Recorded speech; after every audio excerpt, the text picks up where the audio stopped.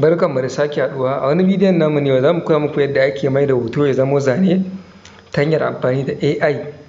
AI mun san cewa a wannan zamani kowane application suna amfani da abin da ake cewa AI Artificial Intelligence domin ƙara inganta ayyukansu.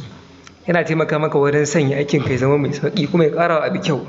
Na farko yanzu misali nan mun saka hoton mu gashi nan mun je cikin folder mun ɗauko hoto. Wannan hoton muna son mu maida shi AI ya koma kamar cartoon ko na zane.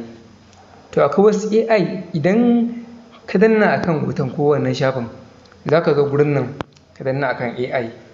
Ga AI nan kala-kala, cartoon nan ga sketch nan ga. In kana son ma ƙarin wasu danna akan Gitmo zai kawo ka library na KineMaster wanda mun yi bidiyo guda akan library nan yadda ake amfani da shi da irin abubuwan da ake samu a ciki masu kyau. In ka danna akan Gitmo zai kawo ma gurin nan ga na premium wanda sai an biya kuɗi ga su can. To mu iya wannan muke so za mu danna akan wannan cartoon ɗin nan. Nan ga shi gefe ya kawo maka high da kuma low.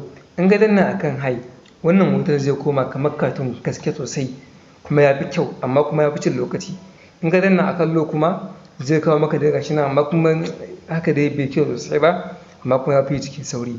Za mu danna akan high za mu jira gashi hotonmu ya koma cartoon shaf shaf gashi ya koma hoton gaske ne amma mai da shi cartoon yanzu komai ya koma na cartoon. To ko kuma muna so bara mu mai da shi yanzu zane sketch kenan mu danna a kansa shikenan mun mai da shi yanzu ya koma zuwa zane. To wannan shine hanya mafi sauƙi da ake maida hoto ya koma zane ko ya koma sketching a cikin KineMaster ta hanyar amfani da AI ɗinsu Artificial Intelligence kenan. Kada ku manta idan wannan shine zuwanku na farko zuwa wannan channel ku danna mana subscribe, ku danna mana liking sannan kai share ɗin wannan bidiyon zuwa ga sauran group domin 'yan uwa su amfana baki ɗaya.